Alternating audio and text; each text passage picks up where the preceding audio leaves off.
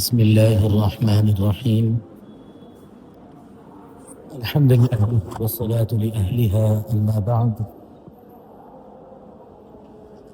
انتہائی واجب الاحترام قابل سے احترام بزرگان دین نوجوانان اہل سنت، السلام علیکم ورحمۃ اللہ وبرکاتہ۔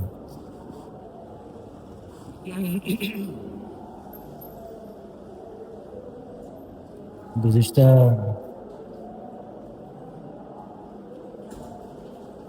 4-5 جمعوں سے جناب نبی کریم علیہ الصلاۃ والسلام کی تعلیمات کی روشنی میں کچھ باتیں ہمارے سامنے آ رہی تھیں کہ آپ نے امت کو آداب محبت سکھایا،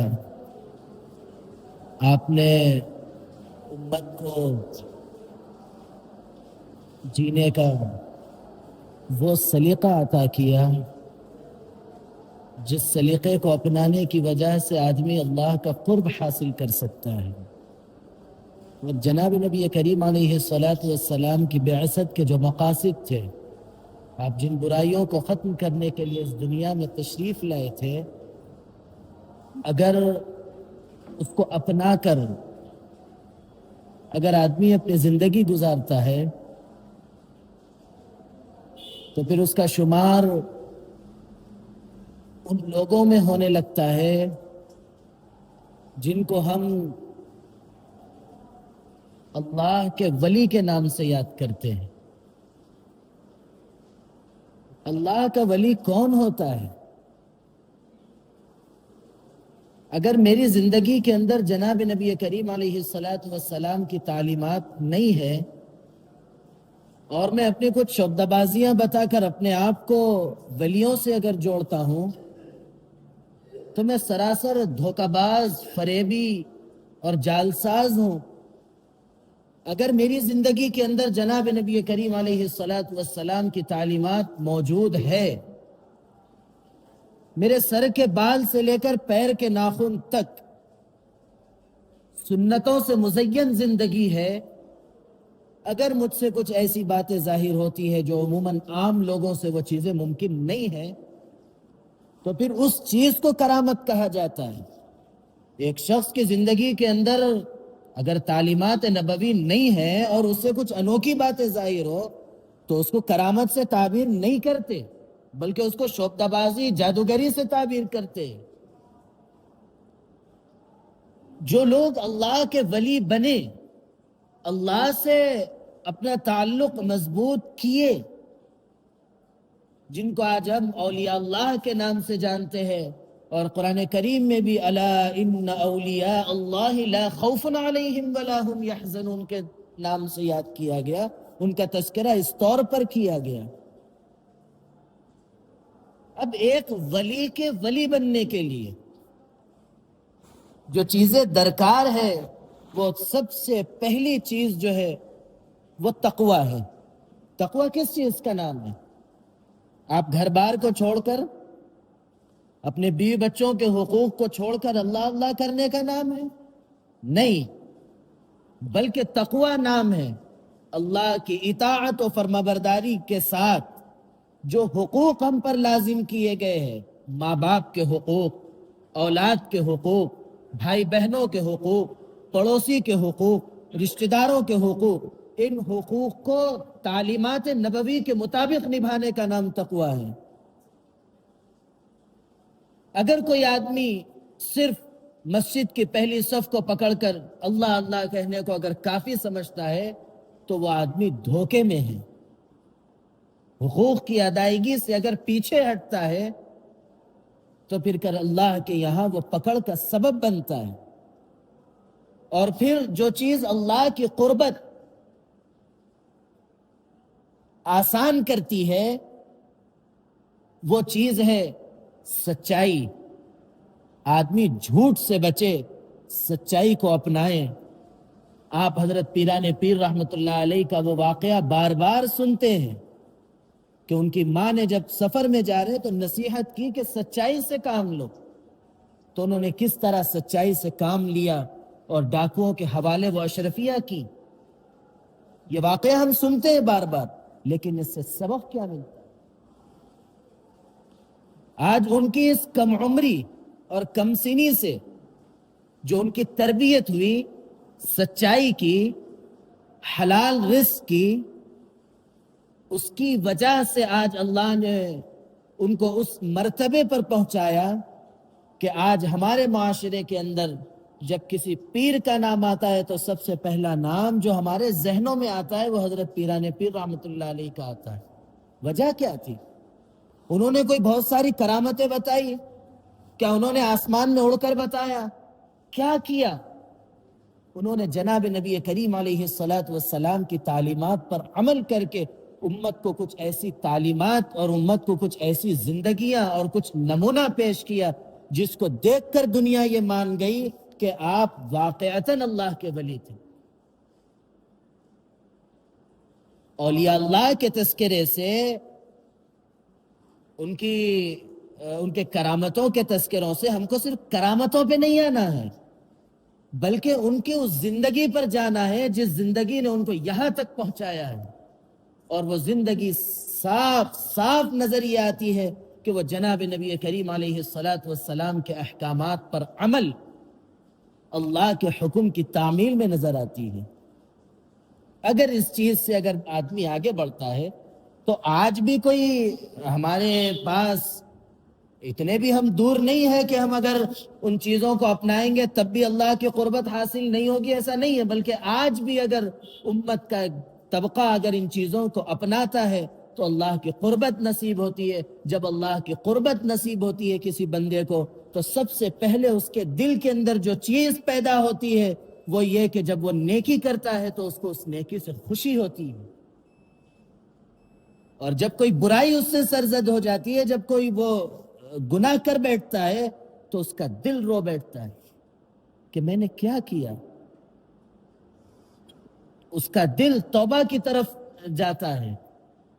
تو یہ آدمی کہ اللہ سے قربت کی نشانیاں ہوتی ہے۔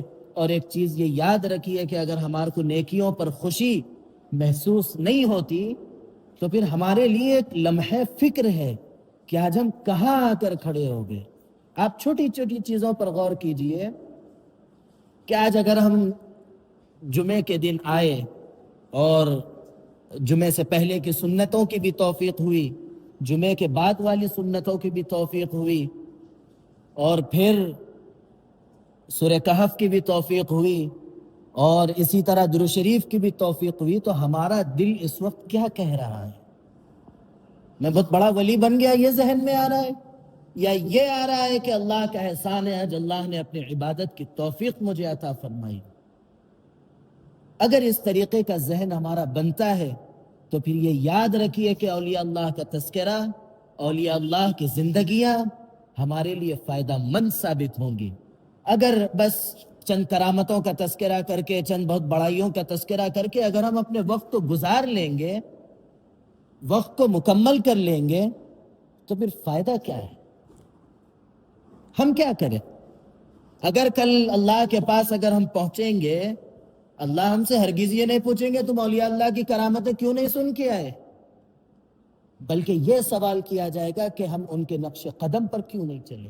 جناب نبی کریم علیہ الصلاۃ والسلام نے جو زندگی امت کو دی، وہ زندگی اولیاء اللہ اپنائے جس کی وجہ سے وہ اولیاء اللہ بنے۔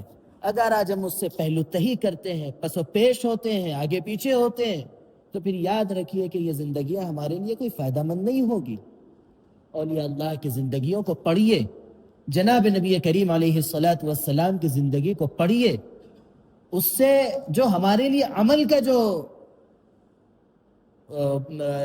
کے لیے جو نمونہ ملتا ہے اس کو دیکھیے، اس پر عمل کے لیے اپنے آپ کو تیار کیجئے، تب جا کے ہمارا یہ پڑھنا، ہمارا یہ سننا کارآمد ہوگا، فائدہ مند ہوگا۔ اگر نہیں تو پھر ایک چیز یہ یاد رکھیے کہ آج بہت سے لوگ ہیں جو بظاہر نام تو لیتے ہیں، تذکرے تو کرتے ہیں، لیکن ان کی زندگیوں میں عمل نہ ہونے کی وجہ سے جو اسلام کا دبدبہ، جو اسلام کی قوت، جو اسلام کی طاقت ہے، وہ طاقت سے خالی ہے وہ معاشرے۔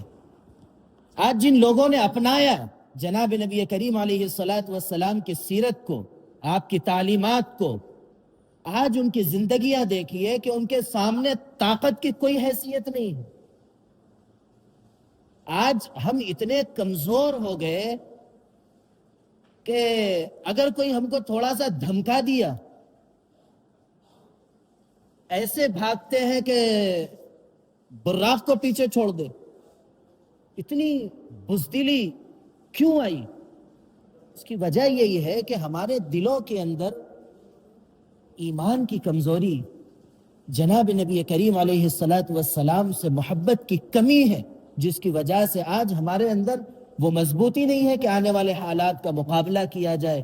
کیسے کیسے حالات سے آج ہم دو چار ہو رہے ہیں، سنتے ہیں اٹھ کے چلے گئے، بات ختم ہو گئی۔ ایسا نہیں، بلکہ آپ اپنی زندگیوں کو دیکھیے کہ ہماری اولاد کس راہ پر آ گئی، یا پھر یہ نوعمر بچے جو آج اپنی زندگیوں کے قدم آگے بڑھا رہے ہیں، گھر سے نکل کر، کھیل کود کے راستوں سے نکل کر وہ تعلیم کے لیے آ رہے ہیں، مدرسوں کے اندر ہو یا اسکولوں کے اندر ہو یا مکاتب کے اندر ہو، ان کی ایمانی کیا بن رہا ہے، ان کا ایمان کتنا بن رہا ہے، ان کی ایمانی قوتیں کتنی پیدا ہو رہی ہے، اس طرف نظر ڈالیے۔ اور ان تمام چیزوں کے لیے سب سے پہلی اور بنیادی چیز یہ ہے کہ گھروں کے ماحول کو بہتر اور درست جب تک نہیں کریں گے، اس وقت تک مسجد کے امام صاحب یا مکتب کے مول صاحب کتنا بھی سکھا لیجیے، ان کے اندر وہ چیز پیدا نہیں ہو سکتی۔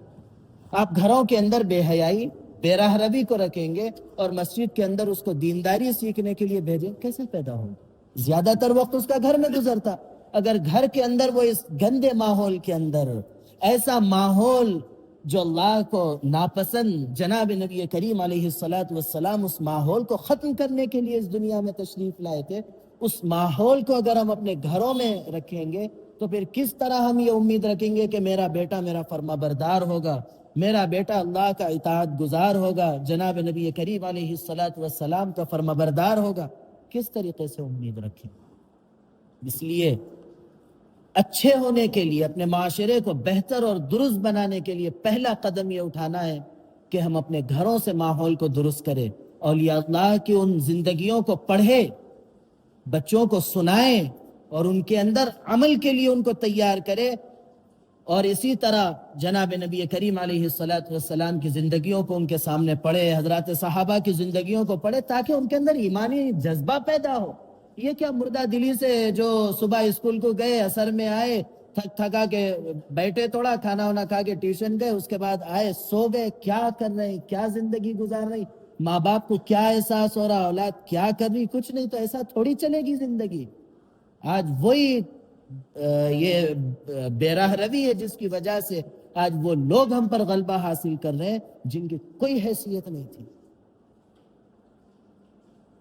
جن کو کوئی اپنی چپل کے پاس بیٹھنا بھی پسند نہیں کرتے تھے، وہ لوگ آج حاوی کس بنیاد پر ہوئے؟ اس کی وجہ یہی ہے کہ ہم نے بے راہ روی اختیار کی، ہم نے وہ راستہ اختیار کیا جو اللہ سے قربت کے بجائے دوری پیدا کرنے والا ہے۔ اس لیے اپنے آپ کو عمل کی طرف لائے۔ جو کچھ بھی ہے زندگی عمل سے ہی، سننے سنانے تو ہم نے ایک زمانے سے سن رہے ہیں، کیا فائدہ ہو رہا ہے؟ اگر عمل آ گیا تو تب فائدہ ہوگا۔ اللہ رب العزت ہم سب کو عمل کی دولت سے مالا مال فرمائے۔ اللہ رب العزت کہنے سننے لکھنے پڑھنے سے زیادہ عمل کی توفیق عطا فرمائے، عمل کی باتوں پر عمل کرنے، بچنے کی باتوں سے بچنے اور عقیدے کی باتوں پر عقیدہ رکھنے کی توفیق عطا فرمائے۔ آمین وآخر دعوانا ان الحمد للہ رب العالمین۔